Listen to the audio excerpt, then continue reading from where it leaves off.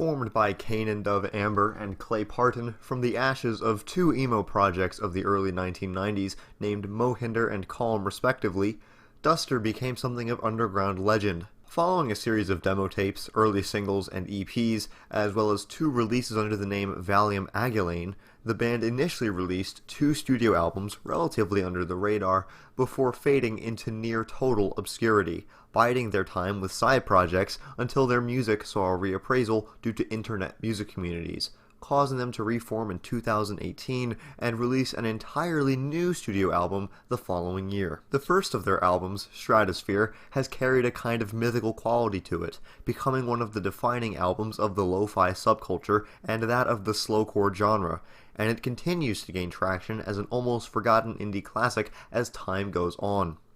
Today, we're going to take a look at it. This is one I've wanted to cover for some time.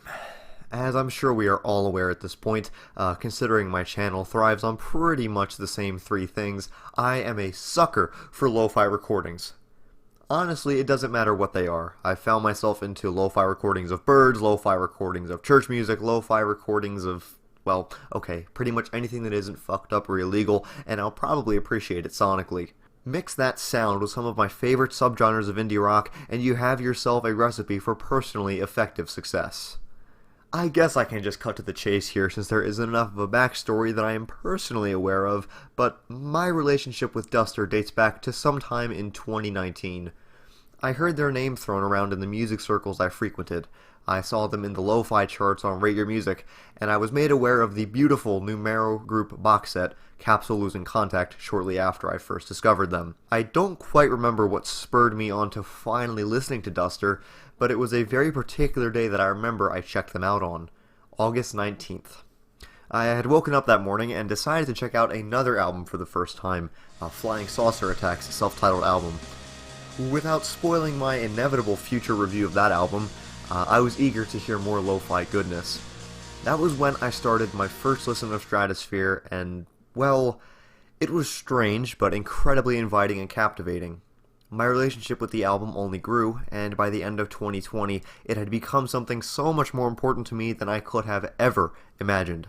Describing the sound of Stratosphere without sounding fantastically pretentious is hard, so I'm not going to attempt that, because sounding pretentious is more fun anyway. Warm, blown-out walls of lo-fi fuzz, guitars so slow you could outrun them, and a spacious and psychedelic blanket of cathartic comfort dominates the majority of Stratosphere's runtime, sometimes relenting for noisy and more fast-paced freakouts like Docking the Pod and Earth-Moon Transit. Some tracks are entirely instrumental and build a melodic soundscape on their own merits, like the inimitably beautiful Gold Dust, and perhaps the centerpiece of the album itself, the title track.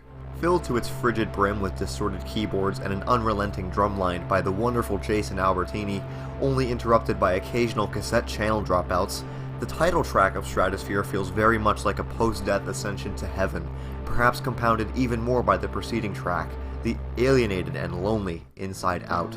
In fact, these themes are probably what make Stratosphere such a sad and lonely album, in addition to its musical endeavors. Much like its indie rock adjacent predecessors, like Slin's Spiderland and the earliest endeavors in slowcore by bands like Codeine and Galaxy 500, Stratosphere is dominated by a crushing sense of social alienation, anxiety, and generally indecipherable emotional sensitivity. Many of the vocals on the album lay in the bottom of the mix, adding an even greater level of difficulty with the clarity, but in addition to this, many of the lyrics are abstract, possibly meaningless words driven by pure expression and atmosphere.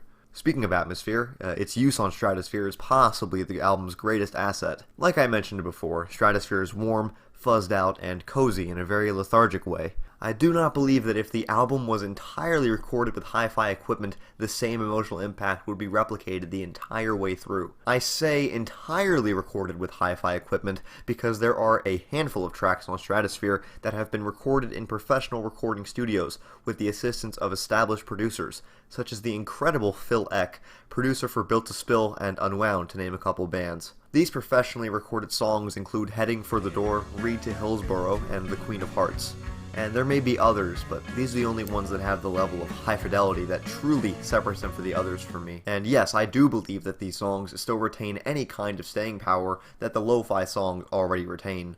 Phil Eck did, however, also contribute production credits to Constellations and Stratosphere, two of the most lo-fi tracks on here, so these tweaks and touches from numerous producers could be scattered across the entire album for all I know. At the same time, at least one of the tracks on here was recorded and written while the band was in the Valium Aggelein phase. The only known one is The Landing, originally appearing in the same format here, same recording and everything, on the band's 1997 cassette, Dweller on the Threshold. Since I need to formally talk about some of the album's music itself, I'd like to delve into three of my favorite tracks. Stratosphere clocks in at just around 54 minutes and 17 tracks, so I would not personally like to do a complete dive into the album and its songs, but there are quite a handful I'd like to give key notice to. I was going to do 4 originally, but seeing as how I already discussed the title track, I see no need to repeat myself. To start, Inside Out is one that I'd like to dissect a little more. Much of Stratosphere's lyricism is lonely and at times bleaker than most things I've listened to, such as this little gut puncher from Earth Moon Transit. As expected, Inside Out displays a restrained yelp of anxiety, implying the use of alcohol as a deterrent, using metaphors for heartbreak, and imagery of butterflies in one's stomach, against a wall of methodical yet loose guitar and drums. The lo-fi sound of this track is particularly noteworthy due to the vocals being mostly wrapped in the same fuzz as the drums and guitars. This happens again in the next 2 songs I'll mention, big surprise, but the juxtaposition of Inside Out to the cathartic noise of the title track makes this especially important in my eyes. Secondly, the Twins' Romantica is the final structured song on the album, and it ends things on a very high, yet somewhat confusing and uncertain note. Feeling very much like a solemn conclusion, the lyrics have taken an approach of both the surreal and the general real, giving the titular characters a minimalist space to breathe. I can never tell who is singing across Stratosphere because the album does not mention who's who on each song,